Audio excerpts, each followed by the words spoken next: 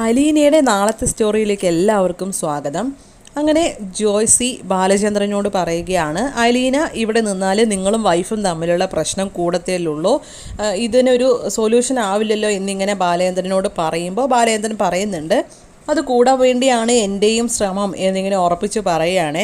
അപ്പോൾ വൈജയന്തി ഇത് കേട്ടിട്ട് പറയുകയാണ്, അലീന വീണ്ടും ഇവിടെ താമസിക്കുന്നത് എനിക്ക് സമാധാനക്കേടാണ് എന്നിങ്ങനെ പറയുമ്പോൾ ഉടനെ ബാലചന്ദ്രൻ്റെ മറുപടി എന്താണെന്ന് വെച്ചാൽ, കാടിവെള്ളത്തിൽ കലക്കി മീനച്ചിലാറ്റിൽ അങ്ങ് കൊണ്ടുപോയി ഒഴുക്കണം എന്നൊക്കെ പറഞ്ഞ് ഭയങ്കര ആക്കിയുള്ള സംസാരമായിരിക്കും അവരുടെ മുമ്പിൽ. അപ്പോൾ വൈജയന്തി ശരിക്കും അങ്ങ് ചമ്മി ചൂളിപ്പോയി ഇങ്ങനെ നിൽക്കുന്നുണ്ട് കേട്ടോ.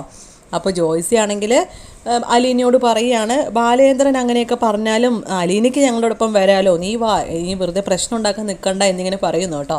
അപ്പോൾ അലീനയാണെങ്കിൽ പിന്നെ ബാലചന്ദ്രനെ അനുസരിച്ചല്ലേ നിൽക്കുള്ളൂ. അപ്പോൾ ബാലചന്ദ്രൻ അലീനയോട് പറയുന്ന കാര്യം എന്താണെന്ന് വെച്ചാൽ, നീ ഇവിടുന്ന് പോയി കഴിഞ്ഞാൽ പിന്നെ എനിക്ക് നിൻ്റെ മേൽ ഒരു അവകാശവും പറഞ്ഞോ അല്ലെങ്കിൽ നിൻ്റെ കാര്യങ്ങളിൽ ഇടപെടാനോ എനിക്കൊരു അവകാശം ഉണ്ടാവില്ല, അതുകൊണ്ട് നീ ഇവിടുന്ന് പോകണ്ട എന്ന് തന്നെയായിരിക്കും ബാലചന്ദ്രൻ്റെ തീരുമാനം.